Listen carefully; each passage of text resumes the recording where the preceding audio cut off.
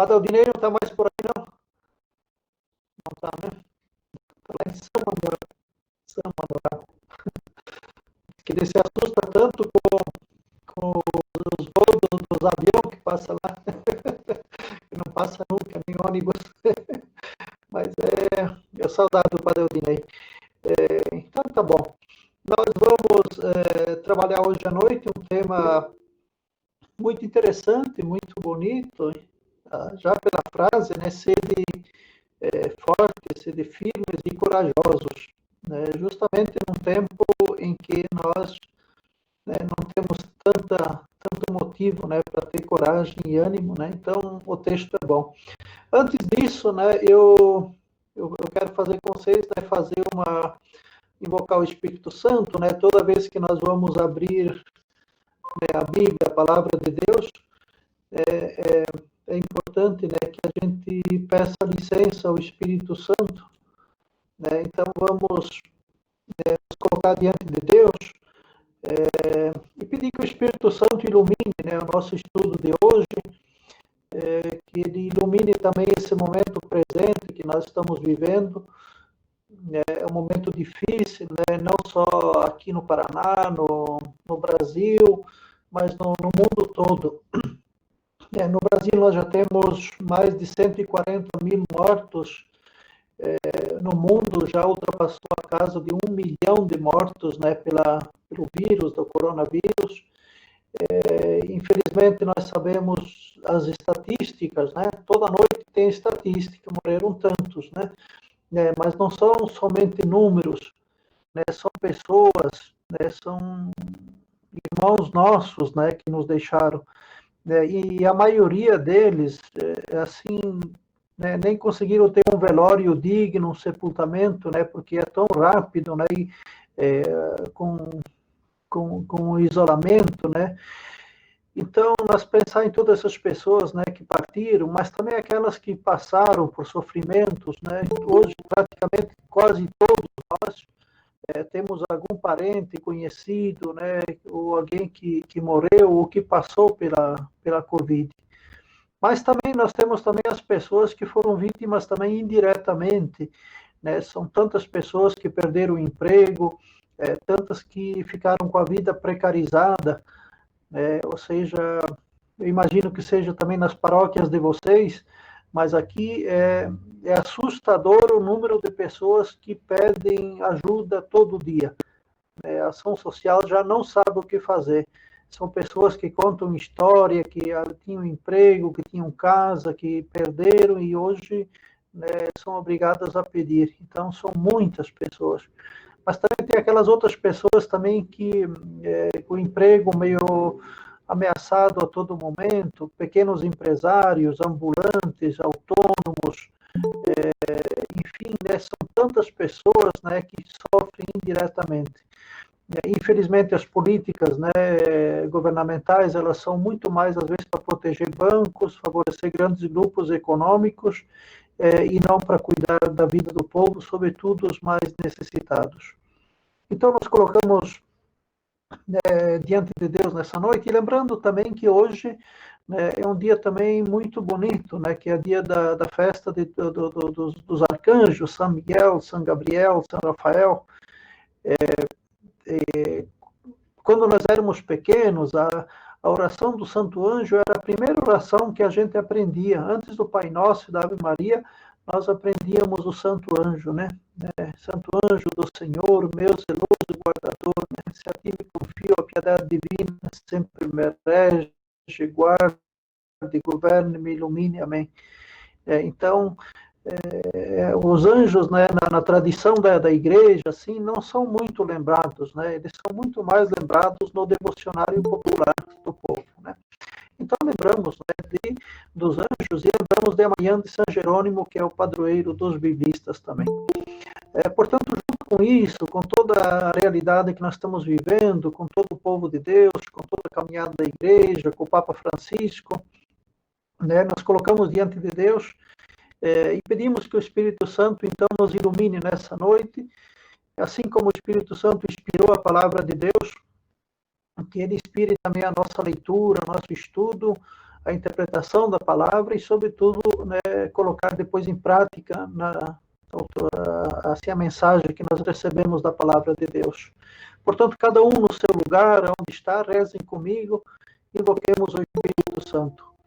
Vinde, Espírito Santo, enchei os corações dos vossos fiéis e acendei neles o fogo do vosso amor. Enviai o vosso Espírito e tudo será criado, e renovareis a face da terra. Oremos, ó Deus, que instruíste os corações dos vossos fiéis com a luz do Espírito Santo. Fazei que apreciemos retamente todas as coisas segundo o mesmo Espírito, e gozemos sempre da sua consolação, por Cristo Senhor nosso. Amém. Bom, nós estamos no mês da Bíblia, né? Embora vocês já foram tantas as formações, mas sempre é bom lembrar um pouquinho, né? Então, nós temos no mês da Bíblia, nós temos 2 cartazes, esse aqui que é das Paulinas, esse que foi o cartaz oficial da CNBB, com a irmã Dulce aqui, né? Aqui. E que tem um lema tão bonito, né? Ou seja, abre a tua mão para o teu irmão, tirado lá do livro do Deuteronômio, então, que foi o tema, né, que inspirou esse mês da Bíblia deste ano. Rapidinho, embora talvez vocês já tenham trabalhado, mas é bom, um pouco até de curiosidade, né? Por que setembro é o mês da Bíblia? Então, por quê? Porque amanhã, né, nós celebramos 30 de setembro, São Jerônimo. São Jerônimo morreu no dia 30 de setembro de 420. Portanto, estamos agora em 2020 e, portanto, estamos celebrando 1.600 anos da morte, né, de São Jerônimo. E ele foi um grande biblista, né, talvez um dos maiores biblistas de toda a história, né, do cristianismo. Foi ele que traduziu a Bíblia do hebraico e do grego para o latim, na época em que as Bíblias estavam só no originais. E a igreja já tinha, né, a liturgia e a teologia já se faziam, né, no latim, que era a língua que passava a ser a língua oficial da igreja, né? Faltava uma Bíblia, uma tradução de um texto bom, né, para a língua latina. E essa tradução foi chamada de Vulgata, que significa vulgar, mas não vulgar no sentido negativo, no sentido positivo. Ou seja, era uma Bíblia que falava com a linguagem do povo, que o povo pudesse, então, ler e se apropriar da palavra de Deus. Então, ele teve esse grande mérito para a igreja. Nós estamos celebrando também agora, né, são 50 anos do mês da Bíblia no Brasil. 50 anos, então, que já se celebra. Todo ano se reflete em torno de um livro do Antigo ou do Novo Testamento. Então, ou seja, um ano é do Antigo, o outro ano é do Novo. O ano passado nós refletimos sobre a primeira carta de João, do ano do Novo. Esse ano nós estamos refletindo sobre o Deuteronômio do Antigo Testamento. No próximo ano nós vamos refletir sobre a carta aos Gálatas, né, do Novo Testamento. 2022 será sobre Josué, né, que é lá do Antigo Testamento.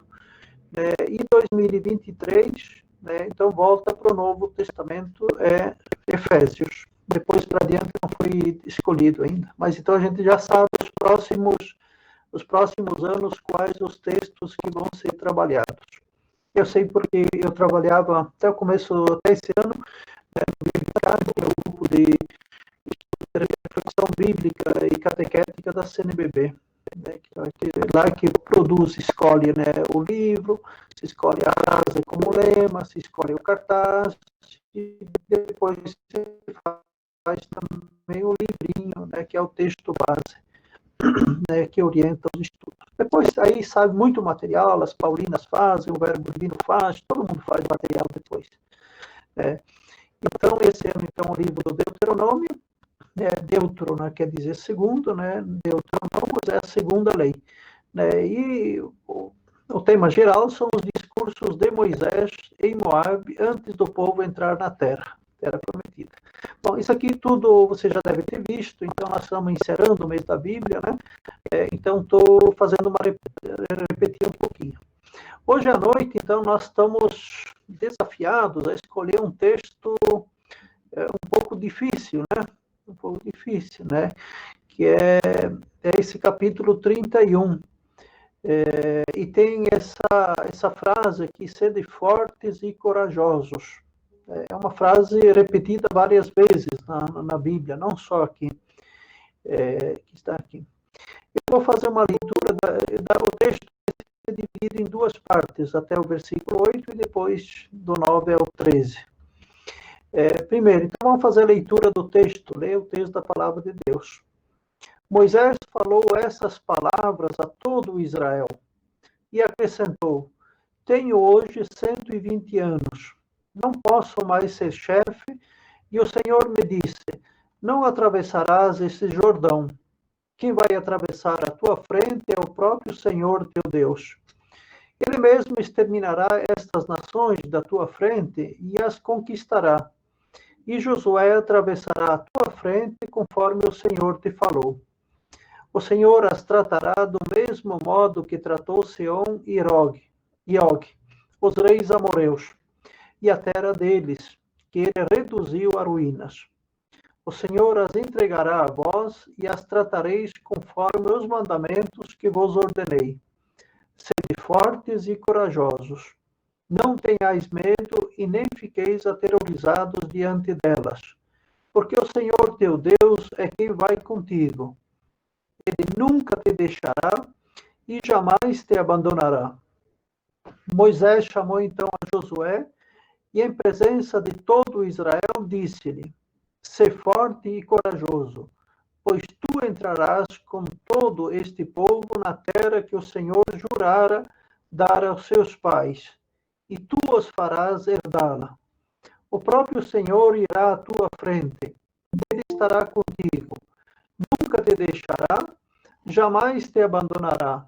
Não tenhas medo, nem te apavores.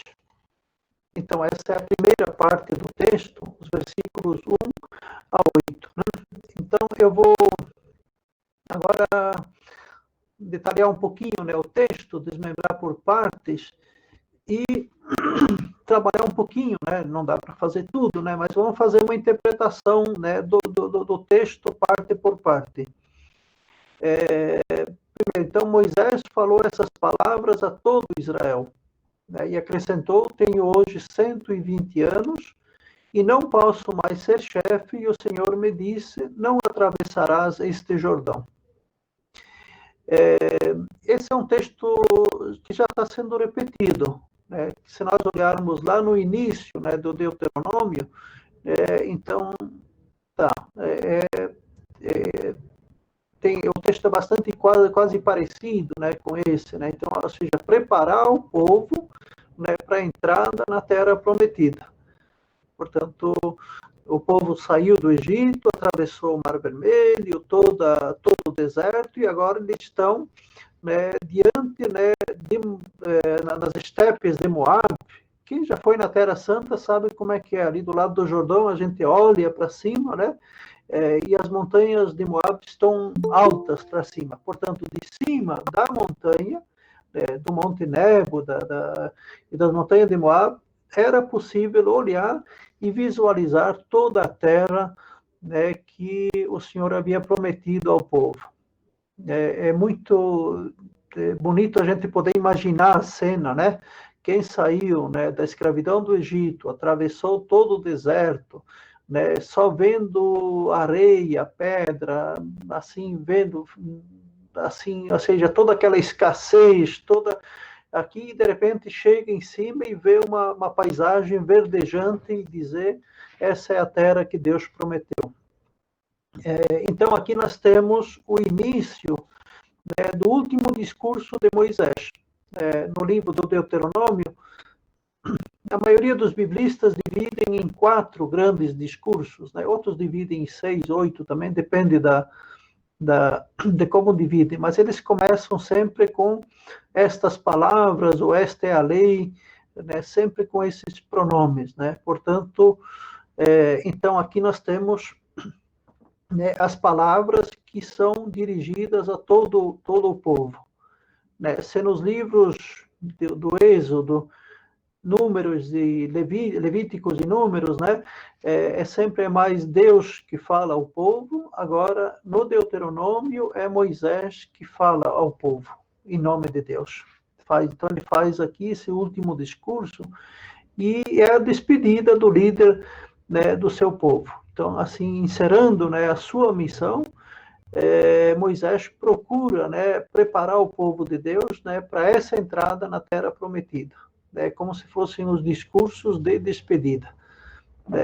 Vocês já devem ter estudado a questão de como foi a redação do livro do Deuteronômio, né, são discursos atribuídos, colocados na boca de Moisés, mas nós vamos ficar no texto aqui.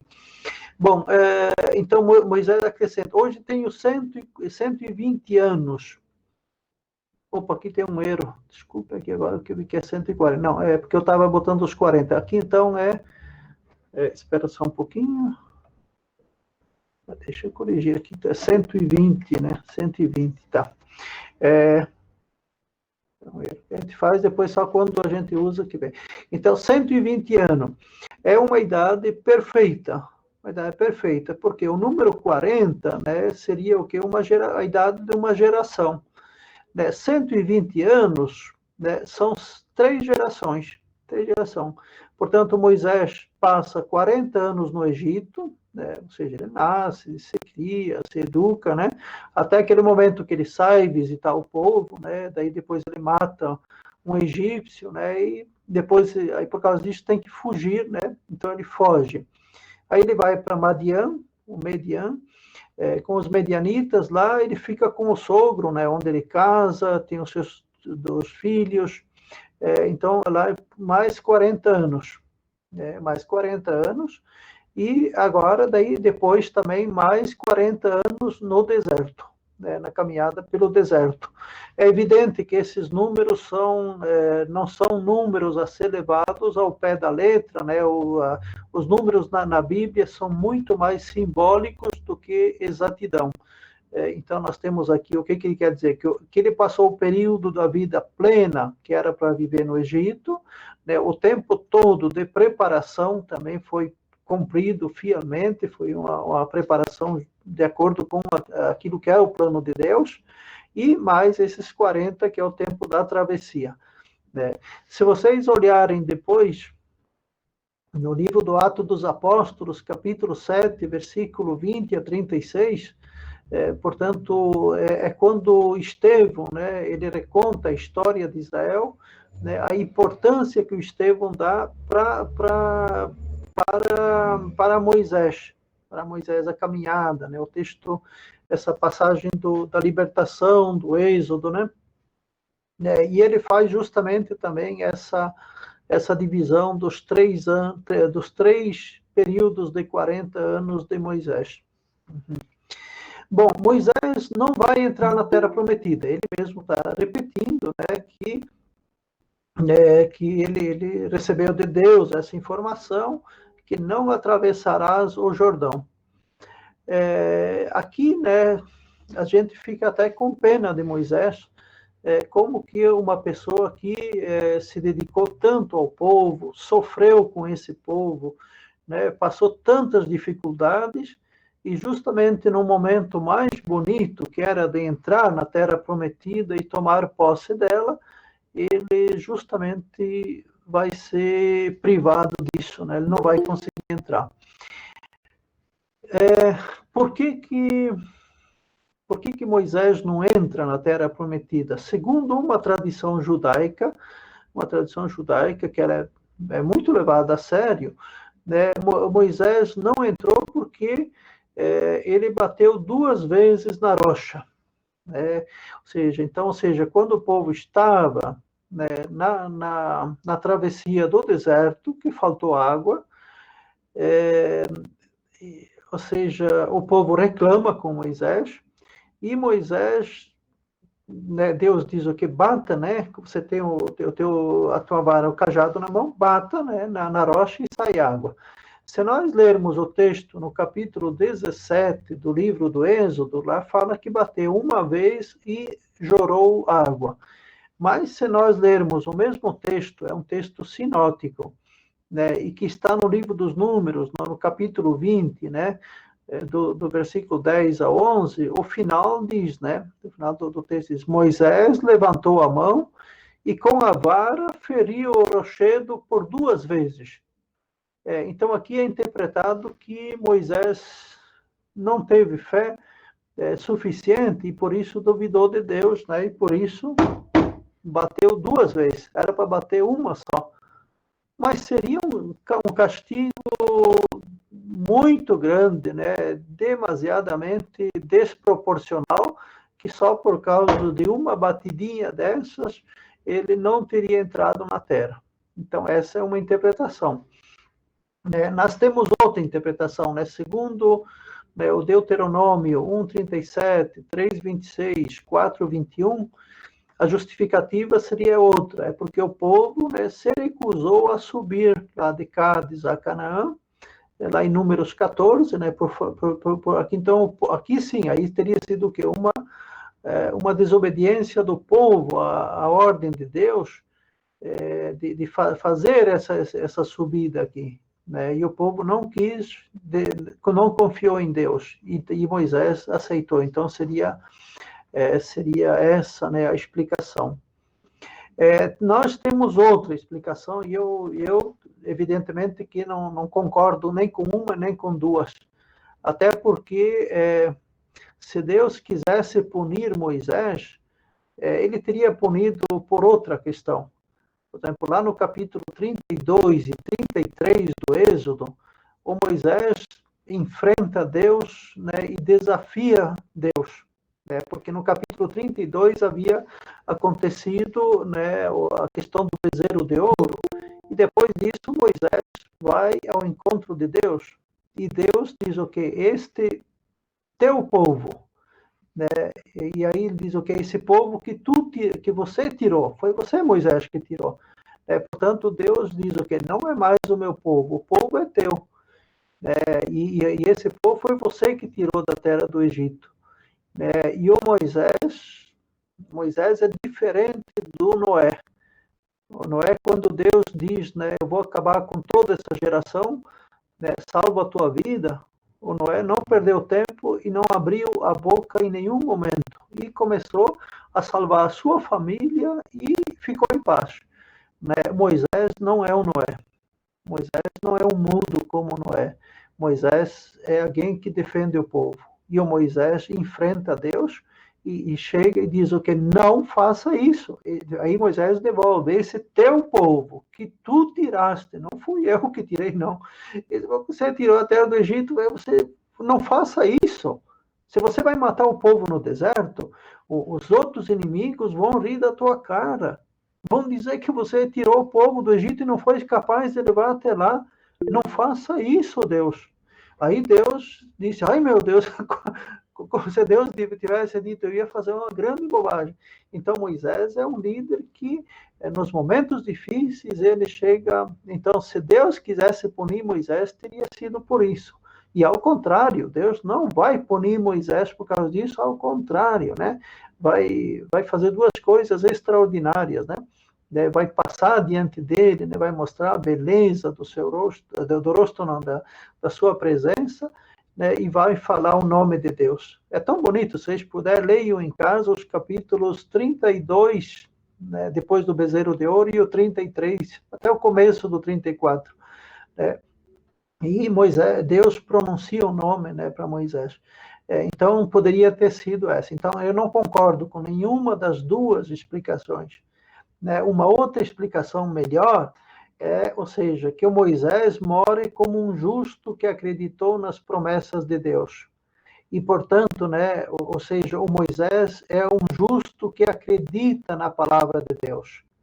Ou seja, a palavra de Deus que diz, vamos sair do Egito, né? Vamos para uma terra prometida, vamos atravessar o deserto, vamos atravessar a noite escura, né? Por quê? Porque do outro lado tem a realização da promessa. Portanto, Moisés é aquele que confia na palavra de Deus. e chegando em cima do monte, ele pode contemplar a terra prometida e diz o quê? Povo de Deus, né? Ou seja, no Deus que nós acreditamos, nas promessas que Deus fez, nós podemos confiar. Por quê? Porque aquilo que Deus promete, Deus cumpre. Né? E, portanto, Moisés pode morrer, né, como um justo, né, né, e pode, ele não precisa entrar na terra prometida. Outra coisa, não é a terra, não é a posse da terra que vai garantir que o povo é povo de Deus. Isso aqui é muito importante. O seu povo de Deus tem que ser povo de Deus quando está na escravidão do Egito, quando está no meio da caminhada pelo deserto, quando está na terra prometida e também depois quando vai perder a terra e vai para a Babilônia. Portanto, então, não é a posse da terra que garante a realização das promessas, mas é justamente a fé e a crença nessa palavra de Deus. E aí nós temos um exemplo bem interessante, né, que eu gosto muito, que é no Novo Testamento, que é um paralelo, né, do velho Simeão com Moisés. Ou seja, o Moisés não precisa entrar na terra prometida para dizer que Deus cumpre as suas promessas. O velho Simeão, quando vê o menino Jesus e o toma nos braços, ele diz o quê? Agora, Senhor, podes deixar o teu servo ir em paz, porque meus olhos viram a tua salvação. Portanto, esse velho Simeão que esperava, né, a realização das promessas, da vinda do Messias, né, quando ele vê o menino, ele diz o quê? Está aqui. Em Deus, nesse Deus eu posso confiar e eu posso morar em paz. Então, eu não gosto dessa ideia, né, de que Moisés foi punido. Não, Moisés mora como um justo. Depois, no final, eu vou mostrar para vocês um midrash judaico muito bonito sobre a morte de Moisés. Então, tá. Então, aqui, então Moisés continua, né, o seu discurso, né? Então, versículo 3, tá, isso, 3. Aí Moisés continua falando, quem vai atravessar a tua frente é o próprio Senhor teu Deus. Ele mesmo exterminará estas nações da tua frente e as conquistará. Portanto, aqui, ou seja, o mesmo Deus que saiu com o povo no Egito, que caminhou, né, que ajudou o povo na travessia do mar, né, que andou com esse povo, né, agora, né, o povo também precisa, assim como aqui, né, assim como o povo atravessou o Mar Vermelho lá na saída do Egito, né, precisa, né, também atravessar o Rio Jordão agora. Né? Então é como se o povo tem que nascer de novo, ele tem que entrar o velho homem que está aqui para nascer um homem novo, né? Uma pessoa nova, né? Tá aqui. E, portanto, assim como o Senhor, né, caminhou com o povo, né, na longa caminhada pelo deserto, né, é uma certeza, esse Deus continuará caminhando com o povo. Esse mesmo Deus. E outra coisa, Deus caminha à frente, né? Caminha à frente, porque Ele que sabe o caminho. Ele que sabe o caminho. Então, o povo deve saber seguir os passos de Deus. Portanto, deve estar aí. Então, Deus que vai à frente. Isso aqui nós temos também um paralelo muito importante depois no Novo Testamento, sobretudo o Evangelho de Lucas, né? Ou seja, quem vai sempre à frente, né? Que sabe o caminho, né? Mesmo o caminho para Jerusalém, ou seja, Jesus que vai na frente, né? Mesmo o caminho, né? Se vocês pegar lá no Evangelho de Lucas 23, 27, mesmo o caminho da cruz, o sirineu toma a cruz, mas caminha atrás de Jesus. Quem vai na frente e sabe o caminho é Jesus. Então, aqui também, por isso, então, é Deus que vai à sua frente. Né? Atrás desses passos, né, nós também podemos caminhar, porque nós temos a certeza que Deus está conosco, né, e Ele sabe o caminho para nós. Também quero indicar também que a conquista da terra, né, ela será obra, né, da mão de Deus e não humana. Porque isso aqui também, aí temos que ler outros textos, lá o Deuteronômio 11, outros, né, que, ou seja, vai ser vai ser, ou seja, uma ação de Deus, não custou. Fosse pela mão humana, né, um grupo de escravos pobres como esse aqui não teria saído nem do Egito. Portanto, a certeza de que o Senhor caminha com o povo.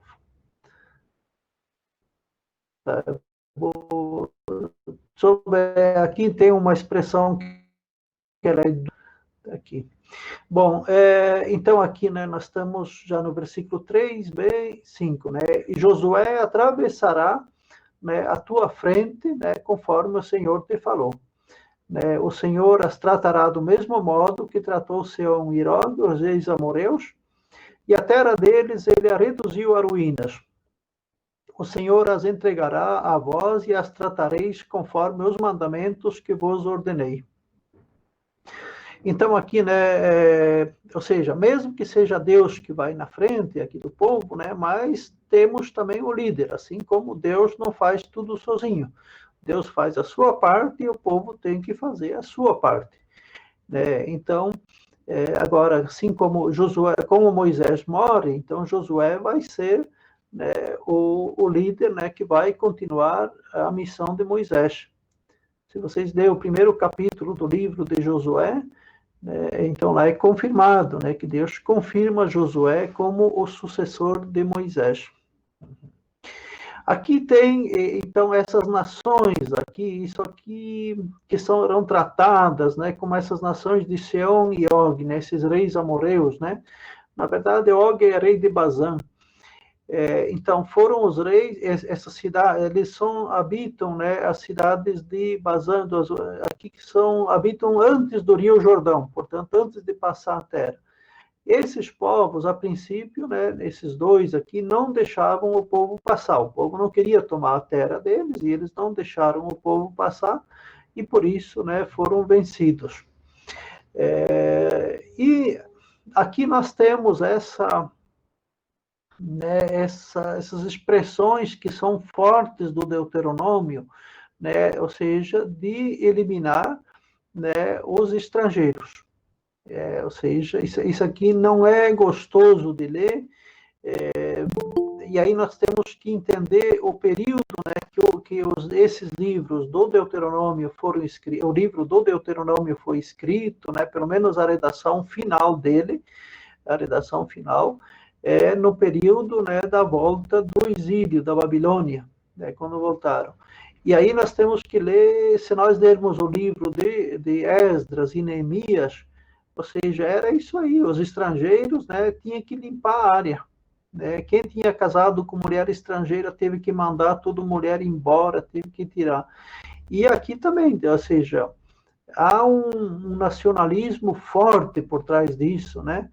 E infelizmente, né, entrou na Bíblia, está aqui, os textos estão aqui, nós não podemos fugir deles, mas nós temos que entender que esses textos, né, onde pede, né, para matar os outros, para eliminar, devem ser lidos depois, né, à luz do Novo Testamento.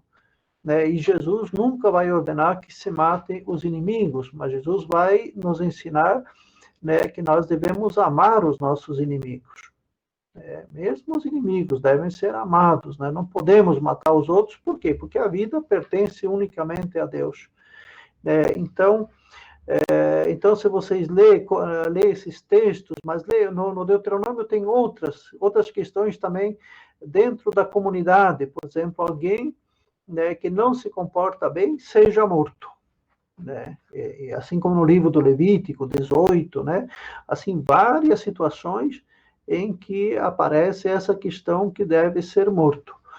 Segundo o autor, né, o autor dessa época, o autor deuteronomista, os inimigos devem ser destruídos e derrotados, assim como os pecadores. Qual é a ideia que se acreditava? Acreditava-se que eliminando aqui, né? Eliminando o pecador, se eliminava também o pecado. Portanto, quer dizer que se existe o pecado no meio de nós, vamos eliminar a causa. Quem que é? O pecador. Então, eliminando isso, nós eliminamos também, né, o pecado no meio de nós. E nós sabemos que não é isso que é verdade. Ou seja, né, a violência, né, é uma espiral que ela começa e ela não se conclui por si mesma. né? Quanto mais violência terá. Quanto mais morte, mais morte. E os textos seguintes, né, eles vão corrigir, né? Por exemplo, que nem Ezequiel, né, que vai dizer, né, eu não tenho prazer na morte, é Deus que diz, eu não tenho prazer na morte do pecador, mas que ele se converta e viva. Né? E a mesma forma também, né, todo o Novo Testamento, né, a partir de Jesus, né, ao pecador nós devemos aprender a oferecer o perdão. Né? O perdão é capaz de restaurar uma sociedade, é capaz de sanar uma ferida. Agora, a violência, né, o olho por olho, dente por dente, ele só vai criar uma sociedade de cegos e desdentados, né, e não uma sociedade de irmãos. Então, aqui, por isso que esses textos, ou seja, quem leu o Deuteronômio, o Levítico, vai encontrar com eles. Outra questão também importante é que quando a gente lê esses textos, a gente tem que ter bastante cuidado também com eles. Ou seja, por quê? Quando se diz, né, que, ou seja, que o irmão, aquele que faz isso, seja morto, não é que imediatamente pegavam e levavam lá fora e matavam. Né? A morte aqui era considerada muito mais uma morte, não uma morte física, mas mais uma morte social. Portanto, o irmão que peca contra a comunidade seja excluído da comunidade. Seja excluído. Portanto, porque fora da comunidade ele está como morto. Né? Então, lá ele vai refletir e vai pensar em voltar para a comunidade. Então, para que ninguém se sentisse excluído. Portanto, então, com isso, se evitava o pecado e o pecador. Os tribunais, né, embora tivessem essas leis duras, os tribunais judaicos, porque havia o grande sinédrio em Jerusalém e os pequenos sinédrios nas cidades do interior, nunca aplicavam a pena de morte. Em nenhum momento se aplicava, mesmo nos casos graves, sempre se tentava um atenuante, né, para que a pessoa não fosse morta. Porque havia até um ditado que um tribunal que condenasse, né, uma pessoa, nem que fosse uma única pessoa morta, seria considerado um tribunal maldito por 70 anos. Então, nos sinédrios, geralmente se evitava, né, assim, condenar alguém à morte. Né? Mas, repito, né, então, nós temos esses textos, né, que hoje seriam considerados textos antiecumênicos, né, um desrespeito, né, aos outros povos, um desrespeito às outras religiões, né, então, um desrespeito à pessoa, né, um desrespeito ao pecador, né, e que devem, então, ser lidos à luz do Novo Testamento. Tá. Deixa eu ver agora, né? Então, aqui, né, no versículo 6a, vem o coração do texto, né? O coração do texto que nós estamos dando hoje à noite, né? Esse sede fortes e corajoso. Alguns lugares traduz sede firmes e corajosos, né? Primeiro, é o chamamento, né? O povo, né, deve ser forte, né? Não forte para matar os outros, para se impor diante dos outros, mas para se impor, para ter a vida própria, né? A fraqueza não é uma virtude. É claro que Deus olha pelos fracos, pelos pobres, mas Deus também não quer que o povo permaneça nessa situação. Né? Deus sempre quer libertar o povo da sua fragilidade. Né? Por isso que não tem coisa mais triste do que aquela pessoa que depende tudo de Deus e não faz a parte dela. Aí só vai atrás de milagre e não cresce nunca. Então, ou seja, Deus quer também que o povo seja sujeito, né, das suas ações, da sua prática. A força do povo vem, né, da certeza de que Deus está presente. Então, por que o povo tem que ser firme, ser corajoso? Né, da certeza que Deus está conosco, que Deus caminha junto, Deus está presente nessa caminhada. Né? Isso dá confiança, dá ânimo para o povo saber que mesmo às vezes sendo um povo fraco, frágil, né? Assim, mas a certeza que Deus está conosco. Isso nos dá certeza. Ser corajosos, né? A coragem é necessária, né? Diante das dificuldades que vão surgir. Ou seja, não é porque vai entrar na Terra Prometida que tem uma redoma ao redor desse povo. Não, vai ter problemas, as dificuldades próprias da vida, né, e o povo precisa, né, também fazer a sua parte. A sua parte. Então, essa frase repetida, né, lá no livro de Josué, o primeiro capítulo de Josué vai ser repetida 4 vezes. 4 vezes. Então, ser forte e corajoso, ser firme e corajoso. É importante isso para o povo. Então, Deus faz a sua parte e o povo precisa fazer a sua. Quando vai ser dito depois do mandamento do Shema, então, Shema Israel, Adonai Eloheinu, Adonai Echad, escuta Israel, o Senhor é nosso Deus, o Senhor é um. Daí, logo em seguida, diz o que? Amarás o Senhor teu Deus com toda a tua força. Portanto, um povo que é forte, que é corajoso, ele é um povo também que presta um culto verdadeiro a Deus. Povo forte. Lá, escolhi 2 frases também bonitas.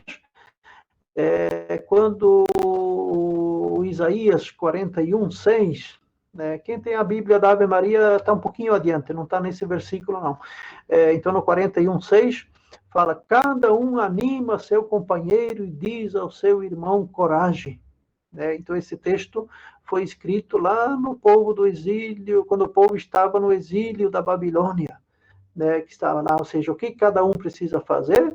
Cada um anime o seu companheiro, diga ao seu irmão coragem, nas horas de dor, ou seja, a solidariedade, o irmão, cada um precisa saber animar o outro, transmitir a coragem. No momento de dificuldade, Jesus se apresenta, diante dos discípulos, quando parecia que a barca ia afundar, Jesus diz: ok, coragem, sou eu, não tenham medo. Não tenho medo. Marcos 6:5, no Evangelho de Mateus 14:20 também, 22.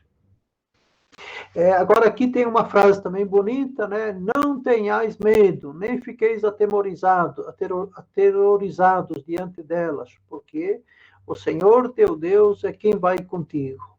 Ele nunca te deixará e jamais te abandonará. Então essa expressão aqui, não tenhais medo, não tenham medo, é uma expressão repetida mais de 140 vezes na Bíblia. Aqui é certo, é 140. Mais de 140 vezes, e sempre ela está naquilo que nós podemos dizer em bocas quentes. O que é? Então é sempre, ou é Deus que diz, não tenhais medo, ou são anjos, em nome de Deus, ou aqui é Moisés que fala, ou então são os profetas que falam, ou então é Jesus no Novo Testamento, ou então o anjo também no Novo Testamento. Portanto, então, ela é sempre dita por quem tem autoridade. Então, não tenhas medo. Nós não devemos ter medo de Deus. Diante de Deus, nós devemos ter o temor. O temor, que é o respeito diante de Deus, mas nunca o medo. E não ter medo, por quê? Porque Deus está conosco. Aí aqui vem essa frase tão bonita, o Senhor está contigo. Isso aqui é como se fosse um fio condutor que perpassa toda a Bíblia. Lá para Abraão, diz o que Deus diz o que? Não tenha medo, eu sou teu escudo, eu estou contigo. Para Isaac, Deus disse o que? Não tenha medo, eu estou contigo. Para Jacó, capítulo 28, versículo 15, do Gênesis, Deus disse que não tenha medo, eu estou contigo. Depois, quando Moisés, Deus revela seu plano de libertar, Êxodo 3, 7 ao 12, 13, Moisés pergunta: quem sou eu para libertar o povo do Egito? Deus diz o quê? Eu estou contigo. E Deus vai dizendo. Então, essa frase vai sendo repetida depois para os juízes, depois para os profetas, tudo. O Novo Testamento para Maria, diz, aqui, o Senhor é contigo, o Senhor está junto. No Evangelho de Mateus, no começo do Evangelho, capítulo 1, 23, o que? Ele será chamado Emanuel, que quer dizer Deus conosco. Na metade do Evangelho, capítulo 18, 20, né, Jesus diz o que? Onde dois ou mais estiverem reunidos, eu estou no meio de vós, eu estou no meio deles. O Evangelho termina, eis que eu estou convosco todos os dias até o fim dos tempos. Mateus 28, 20. Portanto, então, há uma certeza da presença de Deus no meio de nós. O Verbo se fez carne e habitou entre nós. Isso aqui vai ser dito para Paulo também depois. E a última frase da Bíblia, do Apocalipse, é: vem, Senhor Jesus. Presença de Deus no meio de nós. É como se fosse o fio que conduz toda a Bíblia. Aqui também a certeza, jamais te abandonará. Essa mesma frase que foi dita a Deus, a Jacó, também no sonho, né? No sonho. Que nós estamos lembrando hoje, né? Dos anjos, né? Que apareceram lá para Jacó no sonho. Nas nossas celebrações, o padre diz: o Senhor é convosco, né? O Senhor esteja convosco, né? E a comunidade responde: Ele está no meio de nós. Mas nesse momento aqui nós deveríamos parar a missa para o povo não dizer essa expressão só com os lábios, né? Mas o Senhor dizer o que? Gente, olha, nós acreditamos nisso que nós estamos dizendo. O Senhor está conosco. Quando o povo tiver essa consciência, as nossas celebrações serão mais vivas, mais cheias de vida também. Bom, e aí agora aqui também essa parte final, os versículos 7 e 8, né, aquilo que foi dito para o povo, né, agora Moisés repete, né, para Moisés. Então, para Josué. Moisés chamou então a Josué e em presença de todo Israel, disse: Sê forte e corajoso, pois tu entrarás com todo esse povo na terra que o Senhor jurara dar a seus pais. E tu os farás herdá-la. E o próprio Senhor irá à tua frente. Ele estará contigo. Nunca te deixará e jamais te abandonará. Não tenhas medo, nem te apavores. Portanto, essas mesmas palavras ditas antes ao povo, agora são repetidas a Josué, o líder que continuará, essa missão de Moisés. Tá. Agora vem a segunda parte do texto, a mais importante era essa primeira, né? Então, aqui também eu vou detalhar aqui, as frases, né? Nós já estamos quase terminando, depois eu quero abrir para perguntas, para debates, né? Então, Moisés escreveu essa lei e deu-a aos sacerdotes, os filhos de Levi, que carregavam a arca da aliança do Senhor, como também a todos os anciãos de Israel. Então, esse texto aqui, ele é um texto que levou uma interpretação. Segundo os judeus, ou seja, dessa passagem que vem a interpretação que foi Moisés quem escreveu todo o Pentateuco, a Torá judaica. Então, se você perguntar para um judeu, ele vai dizer: não, quem escreveu o Pentateuco foi quem? Foi Moisés. Foi Moisés. Hoje nós sabemos que não, os estudos nos mostram, como é que Moisés ia escrever lá tudo sobre o tempo de Abraão, como é que foi, não tem condições. Outra coisa, o povo está caminhando pelo deserto, No deserto não tem material para escrever Bíblia, para escrever 5 livros, não tem. Ou seja, não... Outra coisa, o pessoal diz: gente, hoje nós não vamos caminhar porque o Moisés tem que escrever, porque não tinha luz elétrica para escrever à noite. Então, ou seja, era impossível alguém escrever 5 livros naquelas condições. Então, hoje se sabe que essas palavras elas são colocadas na boca de Moisés. E fora as outras tantas questões, que indicam hoje, que, ou seja, que esses livros, eles são frutos, de toda uma caminhada, depois, quando o povo, ou seja, nessa época, nem o alfabeto hebraico ainda não era todo escrito, então, talvez lá no deserto, talvez tenham escrito que as 10 palavras dos 10 mandamentos, tem na Mishnah, na Mishnah tem uma afirmação, bem interessante, assim como os judeus veem. Ele diz: Moisés recebeu a Torá no Sinai, né, ele a transmitiu a Josué, Josué aos anciões aos profetas, e os profetas a transmitiram aos homens da grande assembleia. Então, eles mesmos aqui, né, os judeus já entendem, né, que quem recebeu a Torá, né, a lei, foi de fato, né, Moisés, mas ele a transmitiu adiante. Então, a escrita, né, ela foi feita posteriormente. Aqui nós precisamos entender que, ou seja, duas questões que são diferentes de hoje, né? Ou seja, autor e autoridade. Então, o autor, né, é aquele que escreveu ali os livros, né? E a maioria nós não sabemos quem são os autores. Ao contrário, é a autoridade. A autoridade é a quem foi atribuído o livro. Então, os livros, né, em geral, são a mesma coisa os salmos. Não sabemos quem escreveu os salmos, mas eles são atribuídos como autoridade a Davi. Né? Os provérbios e os livros sapienciais, não sabemos quem escreveu, mas eles são atribuídos a Salomão. A mesma coisa a lei. A lei, então, não sabemos quem escreveu os livros do Pentateuco, mas eles são atribuídos como autoridade, né, a Moisés.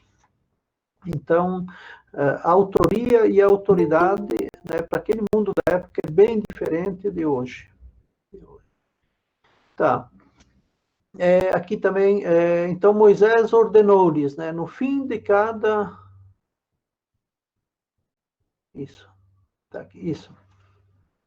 No fim de cada 7 anos, precisamente no ano da remissão, durante a festa das tendas, né, quando todo Israel vier apresentar-se diante do Senhor, teu Deus, no lugar que ele estiver escolhido, tu proclamarás essa lei aos ouvidos de todo Israel. Então, todos os 7 anos, né, ou seja, a cada 7 anos havia o jubileu menor, né, porque nós temos o jubileu que é de 7 em 7 anos, né, e a cada 7 vezes 7, né, das 7 vezes 7, 49, né, mais um. Então, no 50º ano era o grande jubileu. Mas aqui também, então, ou seja, a cada 7 anos a terra precisa descansar. Então, tem o ano sabático, né, as dívidas seriam perdoadas, né, os soldados, os escravos seriam libertados, né?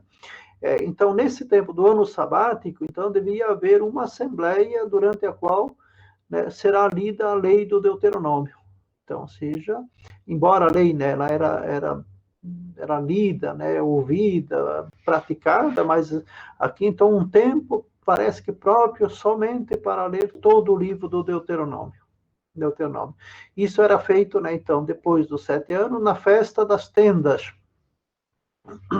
Essa festa das tendas é a festa de Sukkot, se chama, né? Então, é uma festa muito bonita, essa aqui. Os judeus têm essas festas, né? Uns dias atrás, nós tivemos a festa de Rosh Hashanah, que é a festa do Ano Novo Judaico. Aí depois houve 10 dias de preparação, né? E no domingo, então, começou o dia do Yom Kippur. Yom Kippur é o dia da expiação. E essa festa das tendas é festa de uma semana. Uma semana. Os judeus, quem puder, a maioria deles, eles deixam toda, né, a sua família, toda a casa ou apartamento e vão morar, pode ser no quintal mesmo, né? Armam uma cabana lá, ou senão assim, para ir ficar numa semana. As crianças gostam muito dessa festa. É justamente para lembrar que um dia, né, eles foram escravos no Egito, né, e de lá foram libertados e andaram de acampamento em acampamento, e Deus também estava junto nos acampamentos. Então, uma festa gostosa, né, essa festa das tendas, né, e no meio dessa festa é bom lembrar, né, de 7 em 7 anos, então uma leitura direta do Deuteronômio. Aqui também, então, reúne o povo, homens e mulheres, as crianças, o estrangeiro que está em tuas cidades, para que ouçam. Isso aqui o povo deve ouvir, né? Então, escuta Israel, o Senhor é nosso Deus. O povo tem que escutar, né? Escutar não com os ouvidos, mas que entre pelos ouvidos e vá até o coração. Esse é o sentido do Shema, escuta Israel. Né? E que aprendam a temer ao Senhor. Atenção, esse temer o Senhor não é ter medo de Deus, né? Mas ter o temor de Deus é o respeito de Deus. Vosso Deus, né? E cuide de pôr em prática todas as palavras dessa lei, né? E os seus filhos que ainda não sabem ouvirão e aprenderão a temer, veja, importante aqui, né? Não ter medo de Deus, né? Mas ter o respeito de Deus, vosso Deus. Todos os dias em que viverdes sobre o solo, da qual ides tomar posse dela ao atravessardes o Jordão. Então, além da leitura, né, a lei deveria ser explicada também, para exortar o povo a cumpri-la. Desculpe. Se alguém quer ver um texto bonito, né, apesar desse livro é um livro super difícil de ler, né, o livro de Neemias, mas esse texto do capítulo 8, do 1 ao 26, é quando o povo ficou um tempo sem ouvir a palavra de Deus, e quando encontraram o livro, todo o povo se reuniu e escutou a palavra de Deus, e o povo chorou.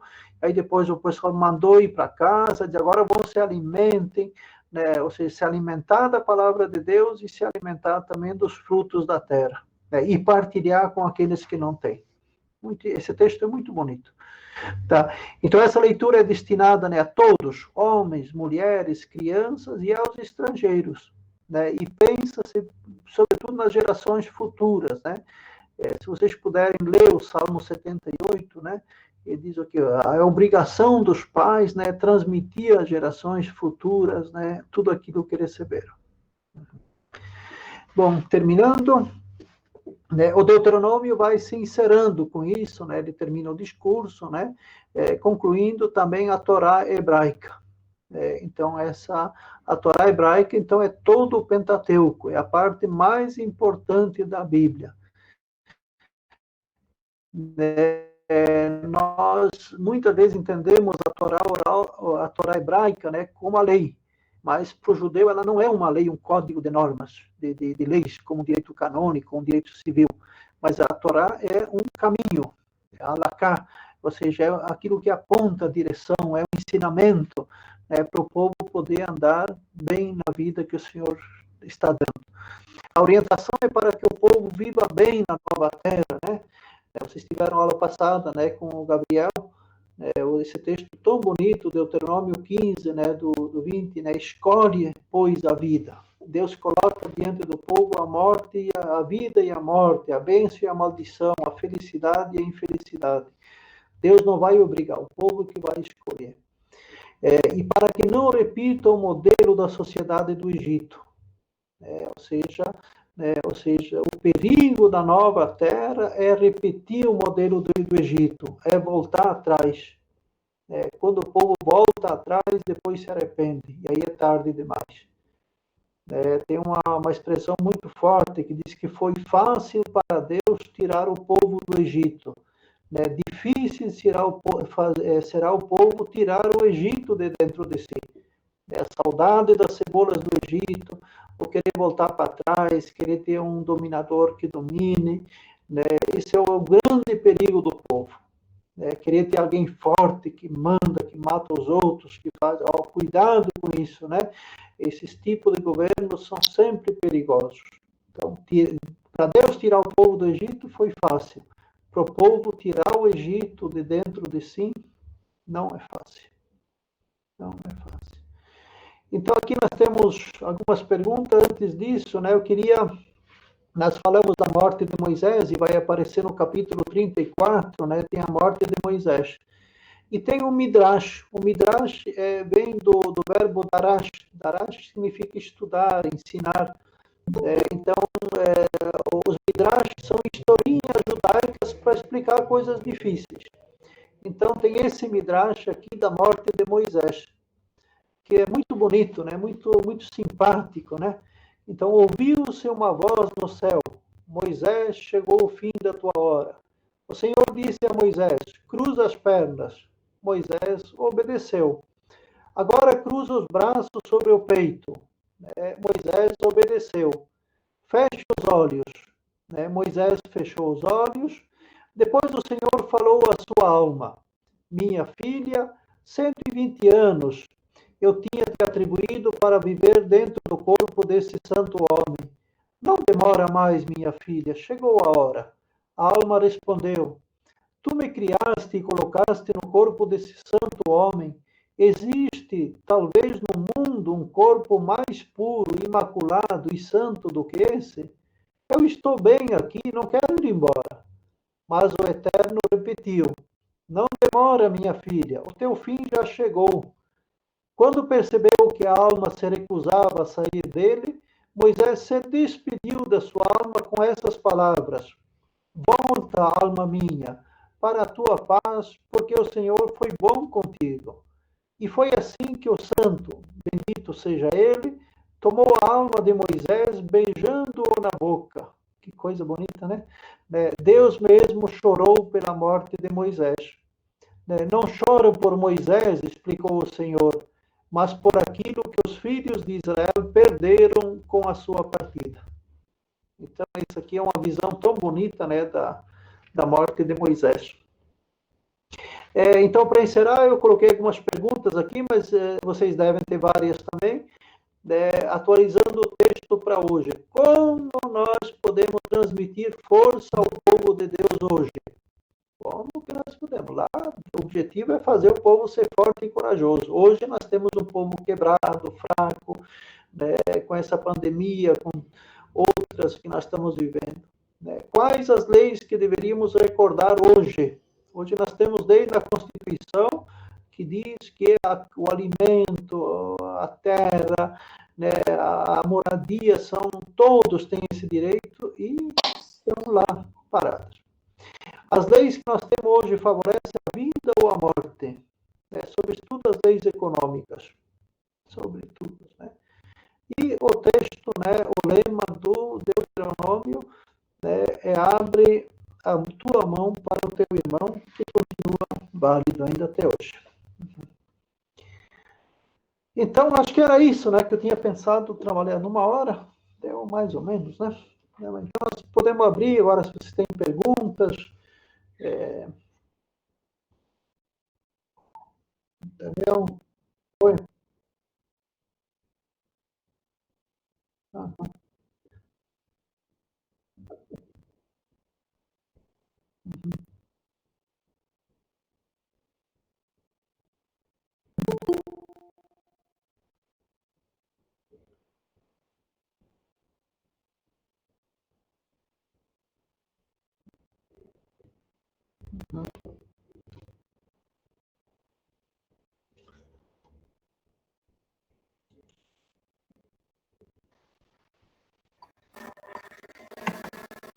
Professor Freildo. Opa! É o Paulo Ângelo que está. Paulo, cadê o tubarão?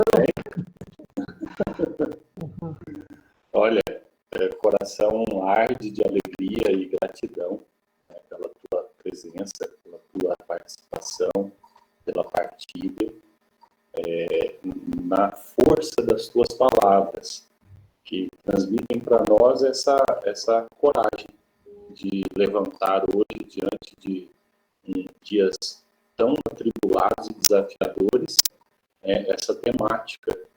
E eu havia digitado, estava esperando o momento de abrir as perguntas para encaminhar. Eu vou dar um enter e vou mandar a pergunta.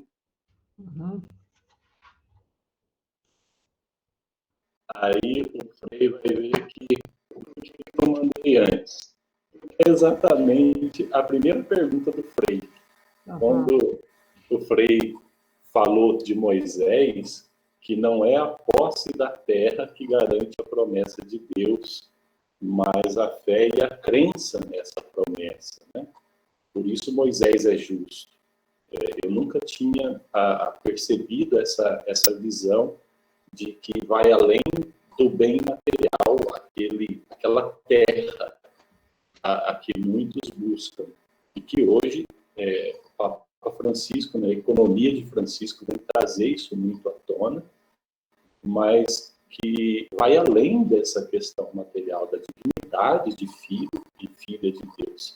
E me ficou assim uma inquietude, né? como que nós, igreja, podemos fomentar mesmo essa força e essa coragem, a exemplo de Moisés, em nosso povo, nesses dias tão atuais e tão desafiadores.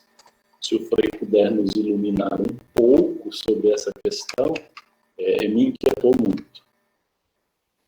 Uhum. A questão é bem atual, né? Bem atual. Nós estamos vivendo um dos momentos mais cruciais que a humanidade já viveu na face da Terra. Eu acho. Nós estamos num momento muito difícil, né? Por quê? Porque se nós pensar a missão do ser humano na face da Terra, né, hoje ela está falida. Ou seja, nós construímos um mundo, né, que é totalmente contrário ao projeto de Deus. Ou seja, um mundo totalmente desigual.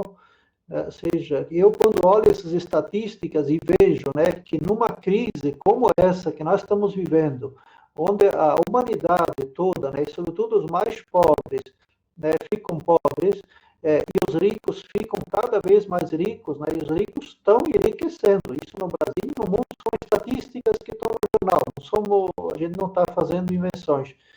Ou seja, é porque alguma coisa está errada no mundo. Ou seja, para o Deuteronômio, né, o Deuteronômio 15, né, que ele diz o que não haja pobres no meio de vós. Por quê? Porque a existência dos pobres é sinal de que alguma coisa não está bem. Né? E, portanto, então, nesse momento que nós estamos vivendo, né, com uma abundância, o país nosso, né, com uma abundância de produção de grãos, né, e com o preço do arroz subindo lá em cima, né? Ou seja, o arroz que é o básico do povo, o preço do arroz devia estar lá embaixo, não tem imposto, né, o arroz e feijão. Então, nós estamos diante disso. Então, mostra que nós estamos numa sociedade doente, aquilo que o Papa fala. O Papa fala que nós estamos diante de um planeta doente. Ou seja, esse vírus é sinal, é só um sintoma dos tantos que nós estamos vendo.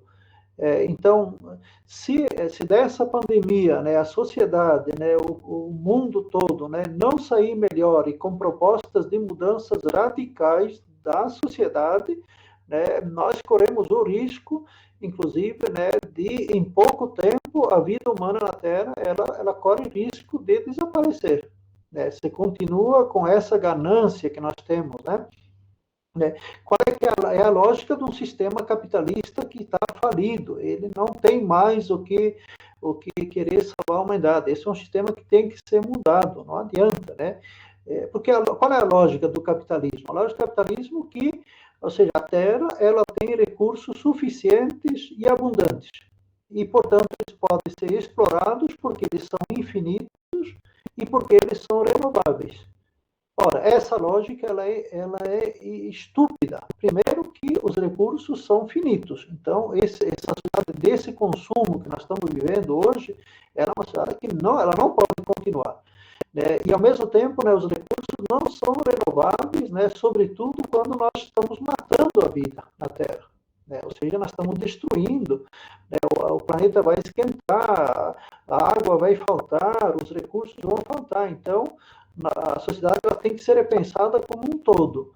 Só que, infelizmente, hoje eu vejo que a situação ela não é favorável para uma mudança a favor. Por quê? Porque nós temos os líderes políticos do mundo muito fracos. Nós temos líderes fracos no mundo. O único líder que hoje tem propostas assim é o Papa Francisco, né, que tem propostas alternativas ao contrário de tudo que está ali. Os demais querem manter o que tem.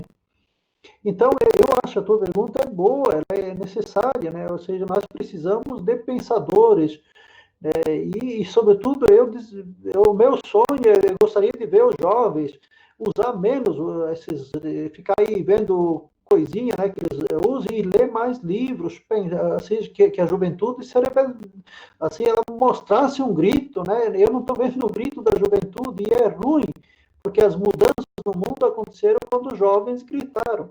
Então, nós temos que dizer para essa juventude, para esse povo de Deus, que sejam firmes e corajosos hoje. Não sei se respondi. Uhum. Com certeza, para mim ficou muito, muito claro, né, na tua fala a necessidade de, principalmente com a juventude, eu compartilho do pensamento do Frei e dessa visão, a qual hoje se necessita de uma revolução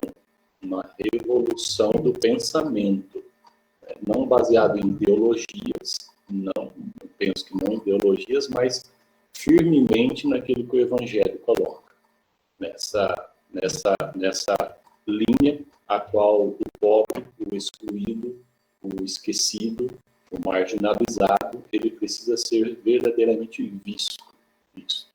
E nas redes sociais hoje, o que se mostra é exatamente o contrário. Aí nós vamos alienando uma geração, né? Colocando essa geração como que tudo está bonito, tudo está bem, e não está bem. Não está bem. A partir do momento que eu tenho uma sociedade que permite que o seu alimento básico seja enviado para fora, para favorecer uma economia capitalista, e dentro da própria sociedade, pessoas fiquem privadas desse alimento pelo preço exorbitante, nós estamos realmente alienados dessa realidade. Nós estamos fora daquilo que o Evangelho nos pede, né? De dar de comer a quem tem fome. Para mim ficou muito claro e agradeço muito a tua colocação.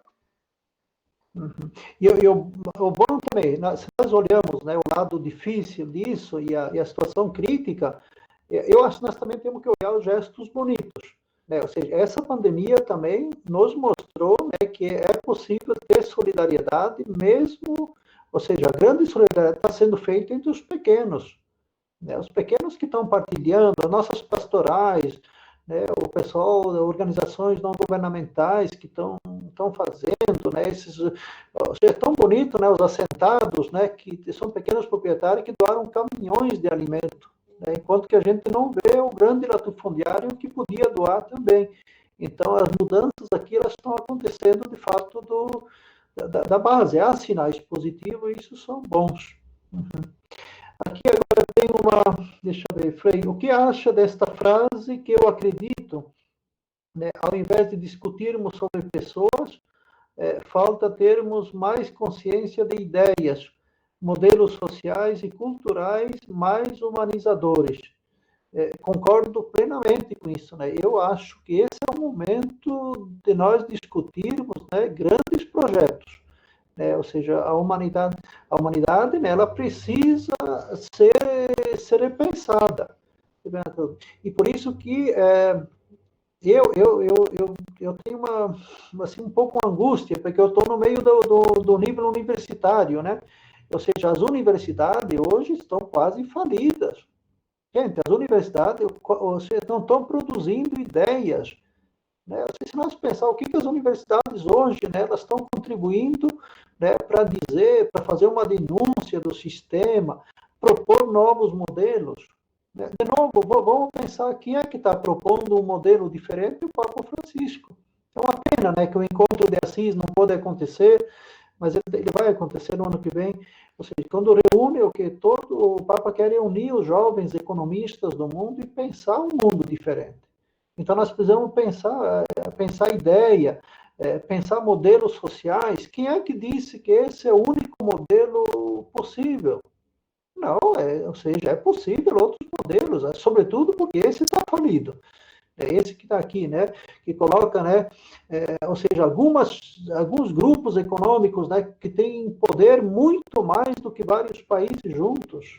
Isso não está certo. Né? Esses bancos, né, que têm tanto dinheiro, ou seja, essa questão do ganho fácil, né, sem trabalho, a questão de pessoas que têm tanto enquanto que outros não têm, os impostos, né, o povo paga imposto, né, e as grandes fortunas não pagam impostos. Então, alguma coisa está errada nesse mundo. Então, nós temos que pensar novos modelos. A questão da habitação, por exemplo, no Brasil, ou seja, enquanto que uns têm tanto, juízes que ganham até por moradia e tem não sei quantas casas, e o povo sem casa para morar, né? Então, nós temos que discutir outros parâmetros, outros modelos, E outra coisa, nós temos que pensar modelos culturais também. Ou seja, por trás do modelo econômico desse tem modelos culturais, tem uma cultura, né? Basta ver os filmes, né? Que são veiculados, né? Assim, não são aqueles que promovem a vida, novos valores. Nós precisamos discutir isso, né? Então, concordo muito, né, com essa questão, né? Muito, muito bom.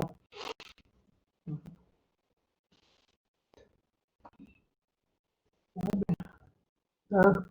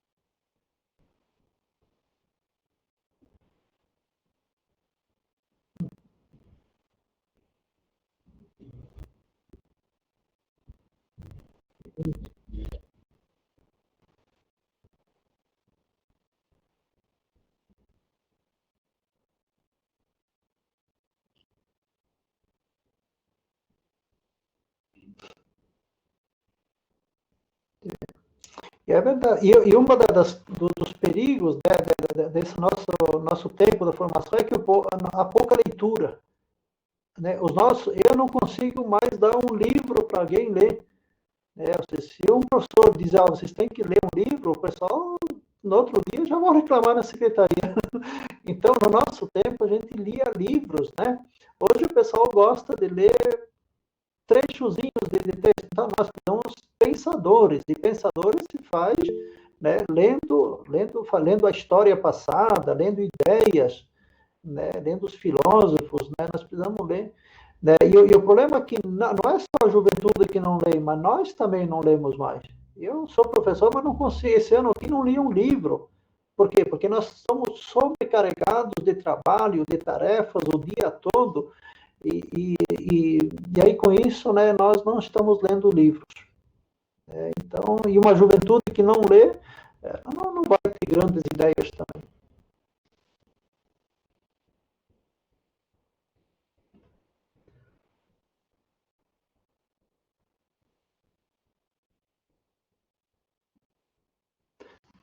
Aqui, o Batata, né, boa uma frase que, né, eu peguei essa fase, né, da transição da universidade, né, quando a preocupação maior era com a obtenção do título, pensando no mercado de trabalho. Ou seja, hoje também nós temos a maioria do pessoal, eles querem ter uma universidade, um curso universitário para ter um diploma. E olha, você está dando aula, dá um aperto, qualquer coisa, o pessoal diz, não sei o que, eles querem nota, o trabalho. E não dá, não adianta. Hoje também os diplomas não conferem mais nada. Hoje as pessoas precisam saber fazer, saber ser. É isso que as pessoas esperam, né? Mesmo as próprias empresas, né? Elas não querem alguém que chegue com tantos diplomas, elas vê se a pessoa é capaz dela ser alguma coisa. Uhum. Ana Carolina, né, já nas letras estamos, né, a todo vapor com a teoria das críticas do âmbito da literatura pós-colonial e nos estudos da tradução. Né? Bom sinal, né? Então já se estão nessa fase aqui, é um sinal, mas nas outras, nas ciências sociais, assim, de fato, aquilo que o Daniel falava, há uma crise grande, né? Crise muito, muito grande.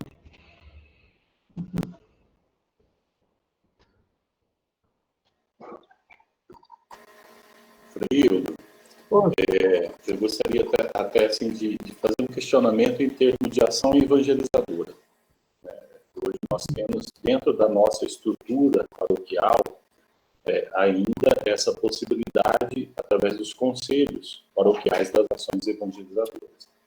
E nós temos ali dentro, como a pastoral catequética, os movimentos em si, como que nós poderíamos fomentar essa arte do pensar, a partir de um trabalho pastoral, através dessa estrutura que, mesmo que a sociedade venha com todo esse sistema, né, que eu digo, corrompido e perverso, mas ainda a igreja ela permanece com uma estrutura firme, mesmo que as comunidades eclesiais de base tenham tido uma nova configuração, e a ação evangelizadora ela é desafiada a ter essa nova configuração. Como que nós poderíamos fazer e fomentar essa arte do pensar, partindo do Evangelho, sim, da Sagrada Escritura, mas trazendo toda essa realidade que nos põe a par da vida em sociedade também, né? Há sinais e há possibilidades para nós. Olha, eu acho que nós temos que... Por isso que é bom a gente fazer memória e estudar. Se nós pegarmos Jesus, né, Jesus no início, se nós lermos o Evangelho, nós temos uma preocupação de Jesus para fazer os primeiros sinais. No início, Jesus tem bastante milagres, mas logo depois, a preocupação de Jesus, ela se desloca. Jesus o que? Forma grupo de comunidades, e aí os milagres vão desaparecendo e vai aumentando o ensinamento. Isso é só ler os 4 evangelhos todos, né? Quanto mais aumenta, né, o segmento, mais tem informação. E se nós olharmos a história da igreja, a igreja foi quem produziu grandes líderes no mundo, né, porque ajudou a formar. As universidades, né, no mundo vieram porque a igreja começou com suas universidades, né, no mundo. Se nós olharmos no Brasil, quanta formação, né, uns anos atrás, né, se nós pegarmos ali nos anos 70, 80, 90, a igreja fazia formações muito importantes, inclusive formações políticas, né? Quantos líderes a igreja produziu? Hoje nós estamos meio acuados, eu vejo. A igreja faz pouca formação hoje. Agora, de repente, aqui nós acordamos por esses meios aqui. Ou seja, né, eu acho que nunca a igreja fez tanta formação como fez agora nesse período da pandemia. Nós descobrimos, sem querer, nós descobrimos que nós tínhamos meios de atingir pessoas e estamos fazendo. Isso aqui foi um achado muito importante. Então, eu acho que a igreja tem essa missão de formar pessoas, formar líderes, né, comunitários, né, nos vários âmbitos, nas pastorais, movimentos, né, e é uma missão nossa, né, isso nós aprendemos com Jesus. Aí, se nós quisermos mudar o mundo, nós precisamos, de fato, aquilo que o padre colocava antes aqui, nós precisamos ter de ideias novas, projetos novos, né? E para isso, né, nós precisamos estudar, formar pessoas também para isso. Aqui é o Éder, né? Éder, que bom revê-lo nos tempos. Obrigado, um abraço, né? Aqui o Batata ainda fala, né, que o dia nós buscamos o entendimento mesmo junto com nossos mestres, né? Vamos, pois nos dão toda a atenção. Valeu! Obrigado, Batata. Bom, já estamos...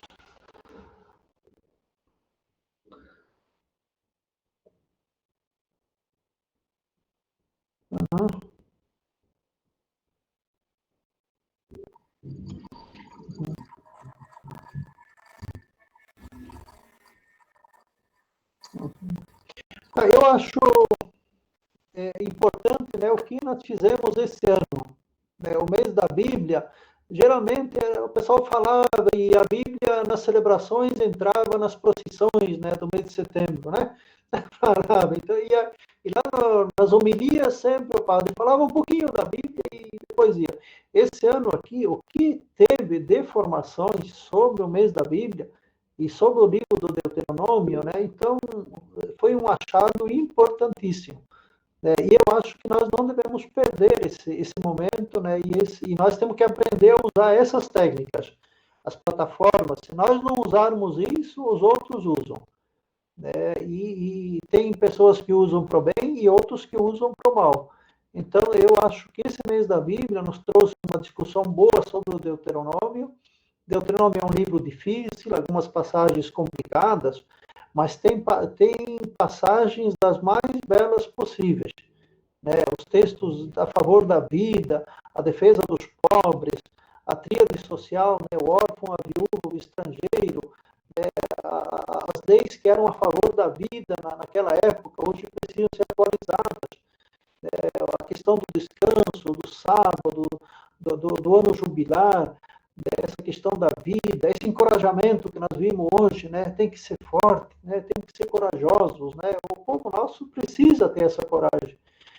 Portanto, então, esse livro do Deuteronômio, né, é importante lembrar, ele é o terceiro livro mais citado no Novo Testamento. Então, o livro do Antigo Testamento é o livro dos Salmos, do profeta Isaías e do Deuteronômio. Então, não sei se Jesus lia, né, o Deuteronômio, né, nós também devemos ler o livro, atualizá-lo. Aquelas passagens meio difíceis que manda matar os outros, né, tem que lembrar que tem um Novo Testamento que corrigiu. Então, mas existem princípios do Deuteronômio que são válidos para hoje, né? E que ajuda, né? No momento de crise como esse, é bom que a gente tenha um livro que diga, né? Que defende a vida, que nós escolhemos colocar a vida em primeiro lugar. Então, eu acho que foi assim, eu fico muito contente, eu, por uma questão complicada, né? Todo ano a CNBB produz um livrinho, né? O texto base. E esse ano foi produzido e o texto base foi rejeitado, né? O texto era muito ruim.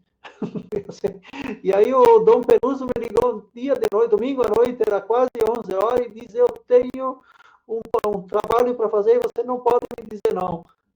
Faça o texto base em 15 dias. Eu falei: pelo amor de Deus, não consigo fazer isso. Aí reuni o Vicente e mais outros professores e nós produzimos o texto base desse ano.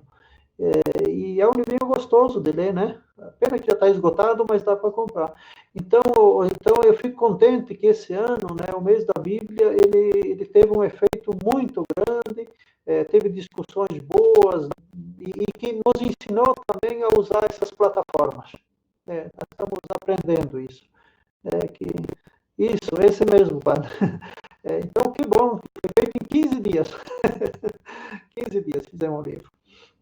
Então, tá bom, fico contente, né, tenho visto algumas pessoas aqui, o padre Franz, né, que eu ouvia falar também, é que nem Jó, eu sabia de ouvir dizer, mas não tinha visto, só que não nos encontramos ainda pessoalmente. Daniel, também, bom esse trabalho que vocês estão fazendo, né, eu acho importante isso, né, que a gente, nesse momento aqui, né, nós falamos aqui, né, vamos fazer formação. Vamos produzir ideias novas, projetos novos, né, e assim nós fazemos a nossa contribuição para mudar esse mundo, né, tão injusto que nós estamos vivendo hoje. Bom. Muito bom, nós estamos chegando ao final, então, desse momento nosso. Quero novamente lhe agradecer de todo o coração, tá? Em nome de todos do Centro de Estudos São Paulo VI, também em nome do nosso pároco, o Padre Sérgio, que é presidente da Fundação Nossa Senhora de Fátima, a qual o Centro de Estudos está ligado, e dizer que, para mim, para todos nós, foi edificante esse momento contigo. Hoje nós encerramos um ciclo de todas as terças e quintas, tivemos formações com o tema proposto para esse mês, e agradeço também a todos os professores que colaboraram conosco, né? Alguns estão aqui hoje com a gente, participando, acompanhando toda terça e toda quinta, divulgando esse trabalho, e só tenho a agradecer de todo o coração mesmo. E desejar que Deus possa retribuir isso imensamente, né, no ministério, na vocação, no trabalho de cada um desses que somaram com a gente. De todos que participaram, que ficaram, assistiram e também agora vivenciam essa formação, levaram para a vida. Amanhã nós vamos ter uma celebração da palavra aqui no santuário. Vai ser transmitido pelo YouTube do Santuário, Nossa Senhora de Fátima, Santuário Eucarístico Diocesano. Padre Luiz Carlos vai estar conosco, vai estar conduzindo a celebração da palavra junto ao nosso Padre Sérgio, e de todo o coração, né, espero que amanhã possam estar presencialmente, aqueles que podem estar, mas que todos possam estar acompanhando também pelas mídias e redes sociais. Eu sei que nós temos vários padres e diáconos aqui conosco, mas depois que o Daniel passar aí as orientações práticas, gostaria de pedir se o Frei pode nos pedir a bênção em hebraico, é isso, né? Não sei se o Frei pode nos conduzir nessa oração para que possa estar esse momento de Jesus.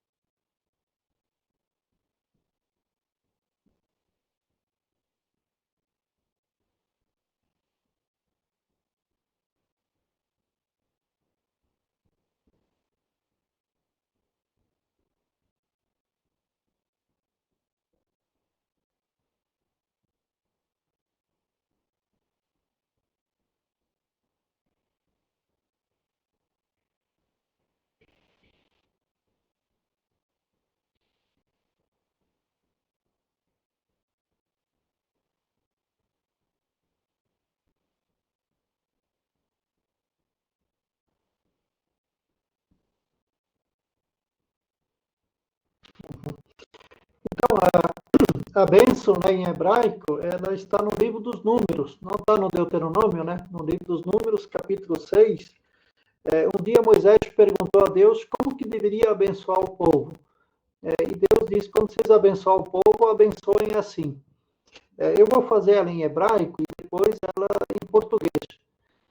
Elas são 3 invocações, e eu pediria que vocês também repetissem uma palavra em hebraico que todos conhecem, que é a palavra amém. Amém significa assim seja, é isso que eu quero, é isso que eu acredito, né? É um gesto de confirmação. Por isso que o amém sempre tem que ser dito de pé. Então eu faço ela em hebraico e depois em português. E pedimos a Deus, né, que é todo-poderoso também, que Ele abençoe a todos nós, a quem faz essas formações, desses grupos que participam, né, que abençoe o nosso Papa Francisco, a nossa igreja, né, e sobretudo o povo que sofre nesse momento, aqueles que estão nos hospitais, aqueles que se recuperam, aquelas famílias que perderam pessoas, parentes nessa Covid. Que Deus, então, derrame sobre nós a sua bênção. Então, eu gostaria que nós fizéssemos um gesto como o judeu. O judeu, quando faz a oração, ele faz a inclinação. Então, quando diga amém, vocês inclinam, tá bom? Então, faremos. Yivarekecha Adonai veishmerecha. Amém. Amém. Yair Adonai panav elecha veyunecha. Amém. Amém. Issa Adonai panav elecha veyasem lecha shalom. Amém. Amém. Veyasem lecha shalom. Amém. Amém. Agora em português. O Senhor te abençoe e te guarde. Amém. Amém. O Senhor volte para ti o seu rosto e te seja misericordioso. Amém. Amém. O Senhor volte para ti o seu rosto e te conceda a sua paz e o seu shalom. Amém. Amém. E que o Senhor nos abençoe, em nome do Pai, do Filho e do Espírito Santo. Amém. Amém. Sejam firmes e corajosos. Amém. Amém. Obrigado, tá? Mais uma vez. Então tá bom. Um bom descanso. Amém. Obrigado a vocês. Abraço para todos. Eu não podia participar porque nas terça-feira eu sempre tenho aula. Terça, quarta e quinta, às vezes meio difícil. Aí hoje consegui matar a aula lá. Bom, Frei. Mas eu acompanhava as... Valeu.